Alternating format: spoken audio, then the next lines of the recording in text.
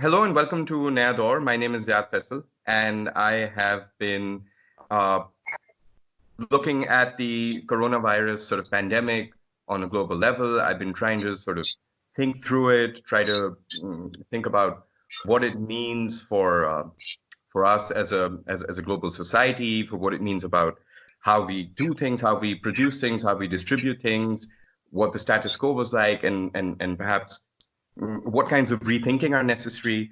And this video, of course, is going to be in English, as will be some of the other subsequent videos that I hope to do with people whose perspective I think is very important to bring before not just the Pakistani people, but globally. So I have here with me my dear friend Jinhan Cai, who is actually based at the moment in China and is, for me personally, one of my I would say go-to people when I'm trying to sort of understand something about sort of China's place in the world and how China relates to the world, because we see a lot of how the world relates to China, and we're going to get to that as well. But it's often helpful to uh, to have someone like Jinhan explain sort of like how, well, at least he experiences um, sort of how China relates to the world, and this is so much more relevant right now with the coronavirus pandemic and with China's experience as well as China's role in this whole situation. So I'm going to be asking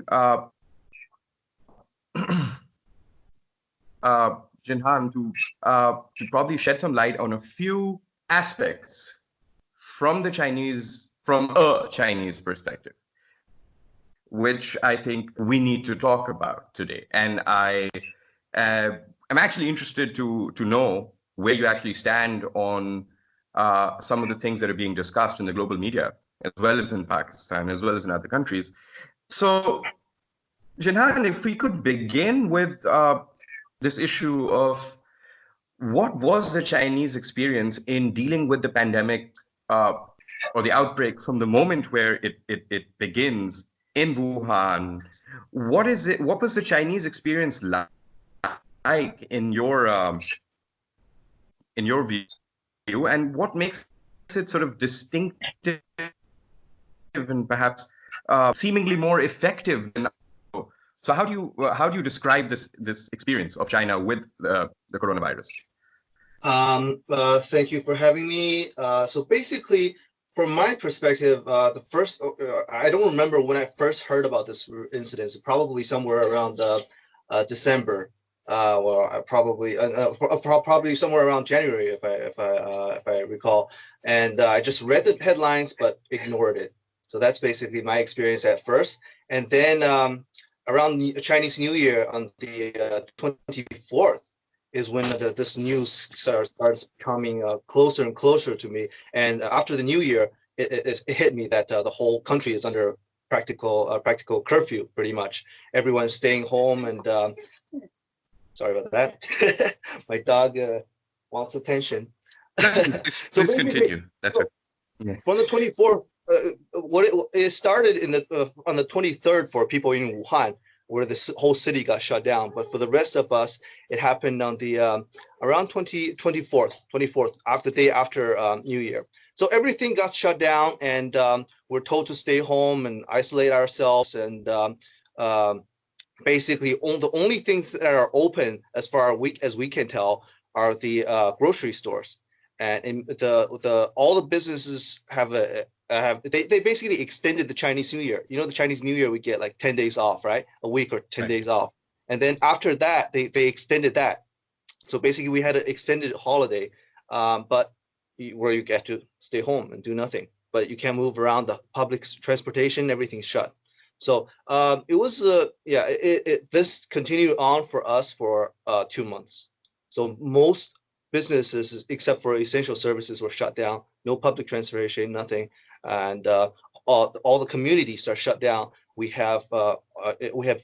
you go leave the community and come back, they have to take take your temperature, and take down, make sure that you're a resident of this community. If you go to a supermarket or restaurant, if the restaurant is open. The restaurant didn't open for weeks after that. But wherever you go, you always had to take out your WeChat. I don't know if you know what WeChat is. It's Chinese, kind of like Right. Facebook. It's much more complicated. You Yeah. use the Yeah. WeChat to scan the code on the store, and this is how the government can track you. Like if you're infected, you go to the store, and the government can track your locations, right? And so if you Right. go to the Right. hospital, you end up getting infected. The government can trace where every place that you've been to, and make sure that everyone there hasn't been infected. So this Right. is so Right. what they did was the effective quarantine. First of all, that's probably the most important factor. And second of all, Right. wide tests for coronavirus became widely available very quickly, and everyone who thinks they have a virus can go to get tested free of charge, and treatment for that is free of charge as well. So that's those are the probably the two most major factors that I think will stop the pandemic straight, within a matter of weeks. So I would think overall the government's handling of this crisis has been, I would say, exemplary. In fact, uh, Example. if Hmm. you're looking at what the Western governments are doing, the comparison is very stark. You know, Right. um, yeah. So from that perspective, yeah. Do you have a question? No, no, no, no. I was just gonna sort of like I was hoping if you could perhaps elaborate on that, or this the stark comparison between the between how the Chinese government is handling this and how certain Western governments, particularly I think Italy, which has been horrifically affected, but now also the United States and lots of other countries. So, what is it about that comparison in terms of the response that is so stark? We've been hearing a lot about this stark difference, but does this difference exactly lie? Okay, you've lived in Italy, right? Do you know about an institute called Mario Negri Institute? No, It's a no. very prestigious institute in Italy that a couple of days ago they came up with a report Hmm. saying that the coronavirus was active in Italy as early as November and December of last year. So that means it predated the outbreak in China. So what happened in China? So the reason why Italy has such a problem handling this crisis, aside from the infrastructure and all that problem, is that they ignored it. I think a lot of countries did that. You can't, as Italy proved that you can't ignore this problem for months at a time. You know, but So there's the there's a thing on the Western media where they say that this thing is sort of like basically a Chinese government perspective, more like a talking point about sort of and I guess this brings us to an issue which I was hoping we could get to in a bit, but since that Italy was already experiencing uh, like some outbreak of the coronavirus, what I'm trying to get at is so there's a perspective in Western media, and this is something that I've been trying to sort of wrap my head around. But I think you have it most explicitly in this piece. I believe it was in the Atlantic by Shadi Ahmed, also by others. And there's this idea that somehow the Chinese government is ultimately sort of responsible in a way for having sort of let loose this virus, or at least for not having sort of contained it initially through I don't know, through better transparency at the beginning, and that now there's an effort to I don't know shift the blame perhaps to towards the West, or towards sort of to suggest, for example, that the virus may have originated elsewhere and so on and so forth. There's also been talk about how the doctor who first sort of seems to have realized what's going on was I don't know censored.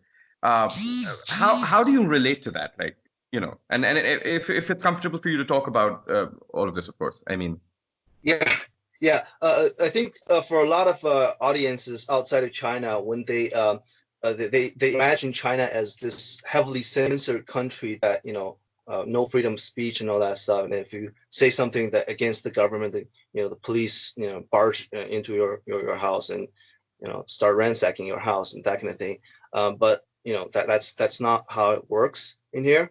There is censorship, but that's the way censorship works. For example, the doctor that you mentioned, Dr. Leigh Whannell, who was actually a member of the Communist Party. What he did was that I can explain in detail later on about the whole timeline. But what he did is he broke a protocol and leaked information into a WeChat group chat. So what happened was that the police summoned him for questioning. Well, questioning, but what they basically did was that they gave him a stern talking to, made him sign a form not to spread rumors, etc., and sent back to work. The whole thing took no more than an hour. So this is what Right. censorship in China looks like. Mass majority of the times, I have friends who go through this a lot too. So so from the transparency perspective, from transparency perspective, this issue of supposed issue of Chinese censorship of this virus, I think it's just Western propaganda talking point. If I may be honest, Western media reporting on Chinese issues is little more than senseless propaganda. If you look at the whole timeline, the first time the virus ever emerged in China was around the beginning of December, right? December, they discovered this strain of virus that's causing people to have pneumonia, and they don't know what it is. So by the end of December, there were 9 cases of these unknown pneumonia. So the government starts taking notice of this issue, and the Wuhan municipal health officials issued a statement telling all these medical professionals to, establish chain of command, organize themselves, and treat the patients, and report the government on the update. To keep monitor the situation. Basically, is what the report demanded of the doctors. But at the bottom of that notice, it says that the medical officials are not to leak this information unless with government approval. So this is Right. what a lot of people online and a lot of Western media picked this up and pointed to this as a form of censorship. And in the same day that this notice was issued, Dr. Leigh Whannell talked about this in his WeChat group. And Right. Dr. Leigh Whannell was subsequently dubbed the whistleblower by Western media, which something that he himself didn't think he was a whistleblower, and it wasn't exactly like that. He's posted in a private chat group, and by doing so, he broke the protocol, and the police went after him and questioned him for an hour. And Procedural issue. It is. Yeah. yeah, most people would say that police were overzealous, but I would argue that the government was not actually trying to censor the information, because health officials, they always want to control the narrative. They always want to Right. control the narrative to avoid the spread of rumors and panic and false information and all that stuff. I believe that the office of Mike Pence, the Vice President of the United States in charge of dealing with the coronavirus, he also issued a similar directive, about messaging, controlling the messaging, and how all messaging must go through his office. So health Right. officials all over the world do this for good reasons. Um, and if you look at the chronology, on December 30th, they posted this emergency notice to medical officials, right? And the very next day, they sent a memo to the WHO informing them of this virus. Okay, Right. and the day after that, oh no, actually it was I think it was December, the same day that the WHO is informed. The Chinese, the news about this virus appeared all over Chinese official media outlet. So it wasn't exactly, they weren't exactly trying to cover the virus, cover up the virus. Right. The Right. media, if they were doing that, they did a very terrible job of it. Everyone knew, from the WHO to the media to the general public, everyone knew about that. So, So you lived in Western countries, right? And you have also lived in China, and you can at least say that, I don't know, perhaps the issue, at least in this case, was not that China needs to be more of an, I don't know, an open society along Western lines, but perhaps the pandemic was a challenge of a different nature. Is that yeah, is that the thing is, I'm not certain that Western countries are exactly open. There's always the control of narrative going on. in every society, and every society has to determine what kind of speech to allow, and how do we control the narrative, who should control the narrative. Like, for example, you can't have anyone just stand up in the movie theater and yell fire. That's the same argument that Western media uses to justify censorship of the undesired speech in their societies. So I think it's not just that, but the situation is the same in China as in Western countries when it comes to this situation. So basically, we have officials controlling the narrative about certain issues, and then there's a public discussion down below. In Weibo and WeChat, there's tens of thousands of posts critical of the government. If you think, there's a lot of them are way more vicious than anything you would see in Western forums and stuff. So there's a lot of public discussion going on, and I think from overall perspective, sometimes it's better to have official control over narratives like this, because the way the Chinese government has treated this instance has shown that they're professional enough to handle this instance, because they have kept the WHO up to date, and they have kept the general public up to date. Later on, from January 11th to January, well, in the beginning, January, they kind of screwed up a little, and that is over the whole issue of whether it spreads from human to human. I don't know if you're aware of this topic of discussion in Western media. A lot of Western governments accuse China of hiding this information, and I don't think they have a lot of I don't think it's entirely true that they're trying to hide this information. So what happens is, as I mentioned, the Chinese Wuhan municipal health officials updated the WHO on the coronavirus on December 31st, right? On that report, they said that there's no evidence that this virus spread from human to human. So yeah, which was true, because they had 9 cases. They have no evidence on that whatsoever. However, by the early January, things have changed. There were about 44 patients by January 11th. So, from an empirical perspective, it's spreading. But at the time, the Chinese medical officials were unwilling to admit that it spread from human to human. If you the official narrative from doctors is that there's no way to tell if it actually spreads from human to human, because you can explain away the infections through a million other causes. From an academic perspective, what they're saying is correct.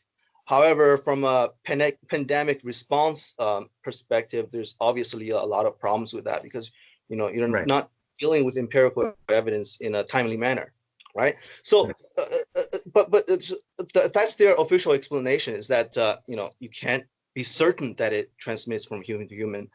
But I think a lot of it is also because that the doctors didn't want to contradict the official narrative, which was submitted to the WHO, that we have no evidence that it spread from man to man, right? So this, I think, stopped them from adopting to the situation and changing the narrative fast enough. It was only on January 20th that famous health official, Dr. Zhong Nanshan, a national hero really from the war against SARS. Yes, you're aware of him. I'm very impressed. So only on the January 20th that he declared that it obviously spreads from man to man, and he can't say it because he's a national hero. He's beyond reproach. I would imagine it would be harder for a normal doctor to come out and say it spreads man to man. I think it could cause some problems for him. So this is the biggest blunder of the Chinese handling of the situation. So from January 1st to January 20th, they didn't acknowledge that it spread from person to person. So it's almost like a 20-day gap, really, is where it is. Right. So you lost the valuable time in that 20 days. But like, if you're looking at how Western governments are handling the situation, That's nothing. They've been ignoring it for months on end. And you could explain the lack of action from the Chinese side by the whole fog of war. There's so many unknown factors. There's it's very hard to be where they were standing. It's very hard to make sense of this whole situation with very little given evidence. Nevertheless, they, a lot of people know this, that they sequenced the genome of this virus within 7 days, which is a world record. Right. Last time when there was SARS, it took them a month to sequence the genome. So, Mm-hmm. they published the genome so everyone could study and prepare for it. So that's a huge contribution, and something that Western governments, you couldn't imagine them even accomplishing. In any case, if it does beg the question on a larger level for intellectuals in the West, which is that if the political system in Western countries is as exemplary as they claim, then perhaps the response might have been very different. But those are the very countries that have brought us people like President Trump or Prime Minister Boris Johnson, who frankly uh, sound fairly incoherent. Uh, and that's the very best that one can say. But anyhow, uh, that actually brings us to the third theme that I had in mind, which is something that I was actually going to come to earlier, but we had to sort of explore that issue, of course, of the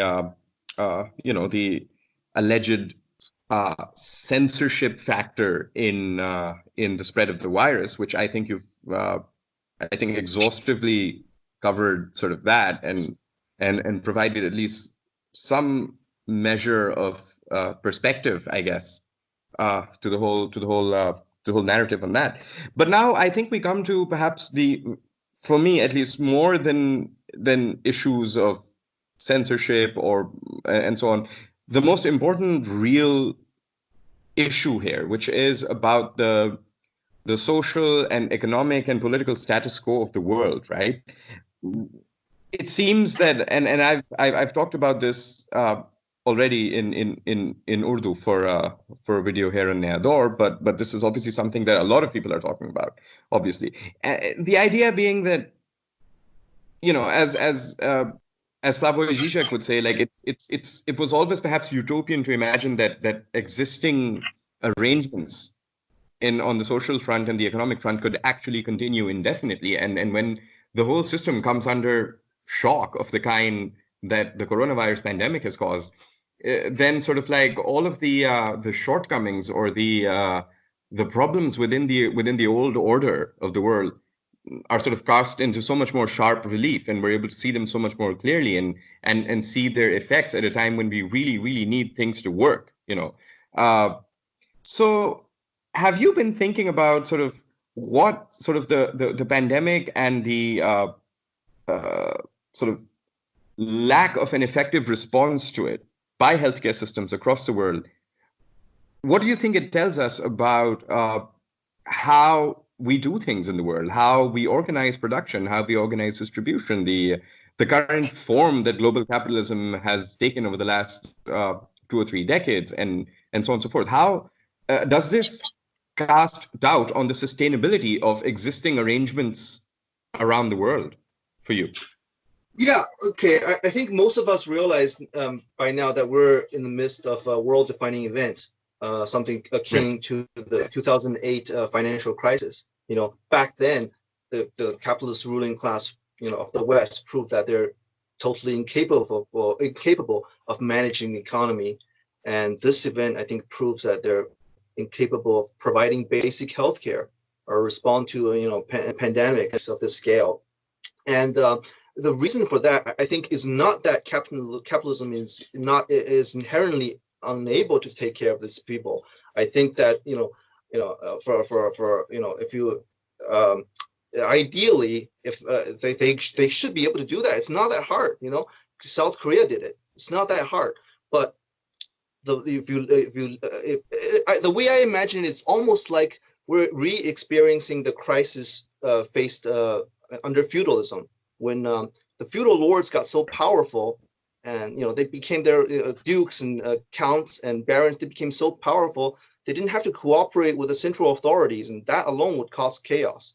In Western capitalist countries, they have Right. been underfunding the public sector for so much, and rely push the responsibility of calculating the social cost and maintaining social order and providing basic care to the private sector, and they've proven to be totally incapable of handling something like that. So our system has allowed our versions of the feudal lords to grow so powerful, and the capitalist state has castrated itself to the point that it's completely incapable of dealing with crises like this. And I think this is the natural progression of capitalism, that they will always, the capitalist state will always empower corporations. I think that's the problem Right. capitalism currently faces. And I do think that it will, well, call me an optimist, but I think that this could be one of a strain of events that could cause the downfall of capitalism as a system. So there is so it's pretty clear, I think, to anyone with any amount of information, as well as someone who's sort of a responsible person, that the state of affairs that existed before the outbreak of the pandemic was not sustainable, and that it's pretty obvious that things will no longer be the same. In fact, it's become a bit of a cliche to say that things will no longer be the same. But so there are two perspectives on where we go from here, and I get that this is, of course, a factor of one's individual politics and their worldview. But there's one perspective broadly that says, that we are going to actually lose a lot of basic civil liberties to the process of control that is even necessary to get a grip on the pandemic. And then there's another perspective that's perhaps resonates more closely with your optimistic take, which is that with the system under such a shock, people would have to consider alternatives to it. Does the former concern that perhaps we're going to end up losing a lot of our freedoms and so on and so forth, which is something that's very commonly spoken about in the West today, do you think that's how valid is that concern? That for you at least, that we're going to end up For me, that's yeah. Sorry, if I may, more for me regimented, more controlled. yeah, for me that's a false talking point. We're already living under a very regimented system. You go to work 8 hours a day, where you have no basic freedom, and your individuality in your company is valued right below dirt. So you really don't have freedom under this system. And at the very least, the capitalist system, if they want to sustain themselves, at the very least they should guarantee our safety. That's what the Chinese government, at least, the idea that you're quarantined at home, and that's a big threat to your personal safety, personal freedom. I think that's ridiculous. It's like saying, if during the Black Plague, the biggest problem with the plague during the Middle Ages is that people's freedoms were hampered by the fact that they have to stay in quarantines. No, people's lives are far more important than all the other freedoms combined. Without people's lives, you can't have any of the other freedoms, right? So Right. the fact that the idea that the Western political science in the past several hundred years came up with this idea of dividing the personal with the public, which is I think their greatest accomplishment. But I think this bifurcation of the public and private is largely, it's first of all, it's abstract, and it has its limitations, right? Because societies and individuals, they benefit each other. If you benefit society, individual benefits. If you benefit an individual, society benefits. So this idea that you're working on two extremes. On the one extreme, personal freedom, on the other, public welfare. That's not fair. That's not real. If you do well on public welfare, individuals are going to be more free, and if your individuals have more freedom, legitimate freedom, Yeah. then your general public can benefit from that. The two are more in a symbiotic relationship. They're not antagonistic with each other.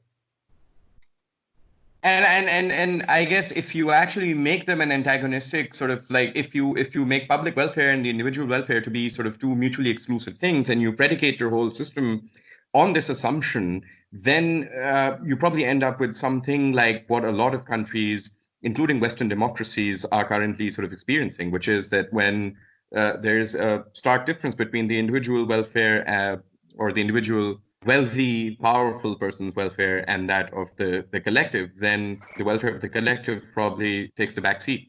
And that's not a very sustainable situation, aside from being not very ethical. I guess what you're saying is that it cannot last this way. Things are just going to fall apart Yeah, if yeah, you try to. and then in the long run, you as an individual, receive harm, not just the society. So it's this artificial bifurcation of the personal as with the individual with the collective is damaging to both, and it's just a false talking point. It's just this is how Western libertarians, come to be, and it's just a false consciousness. We have a real problem here, and you're talking about don't want to be quarantined. It's Right. I think that's a false dichotomy, and I would rather we move to something Mhm. more constructive for both the individual as well as the society. On a parting note, I think we've our discussion has been longer than what either of us planned for, but that's perfectly fine. I hope it's been recorded correctly. I mean, we are all sitting under quarantine. At least I am. I imagine the same on your end, and the internet is quite faulty.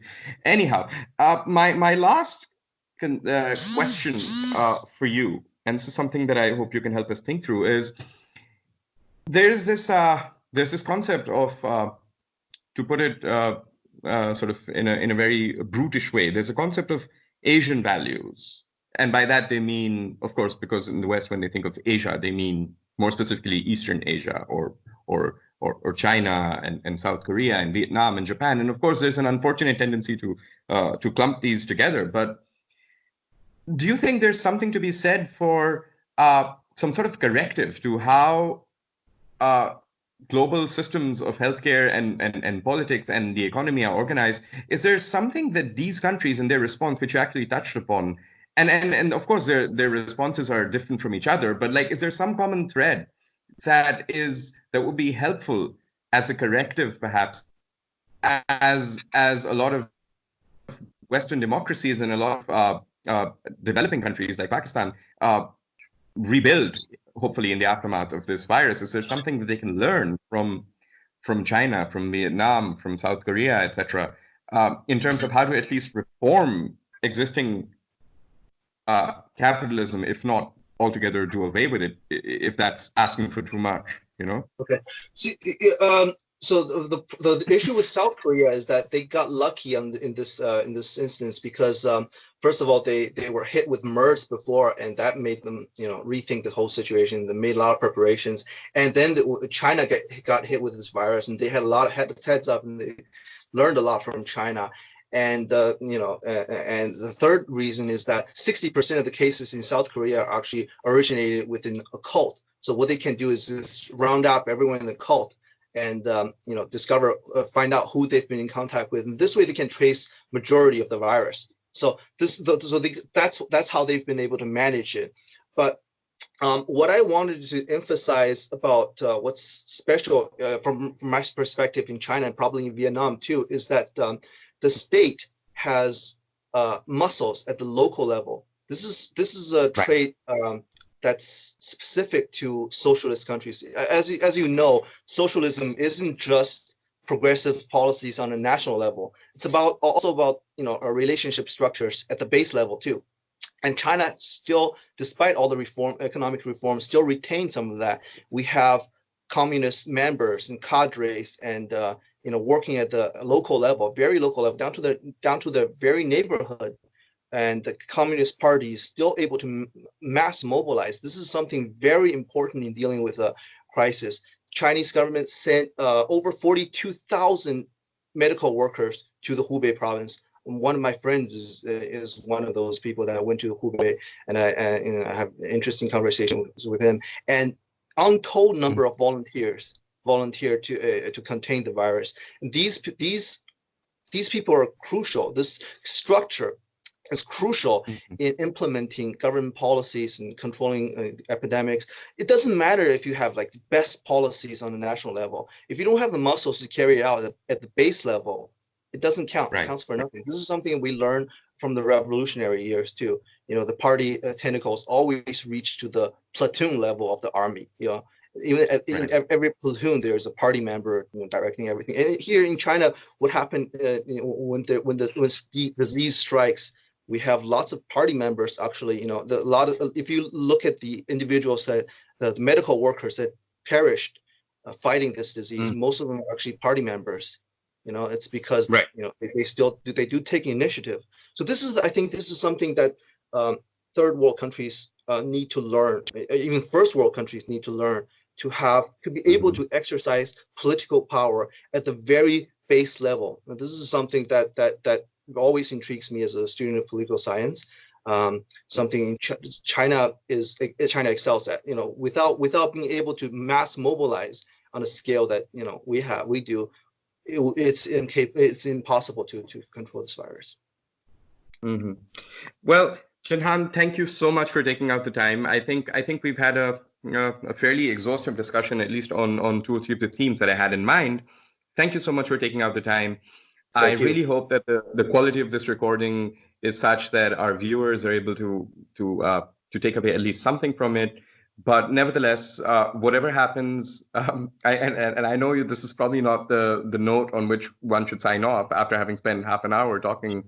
But it's been great talking to you, even if this doesn't actually come through when we work on the video.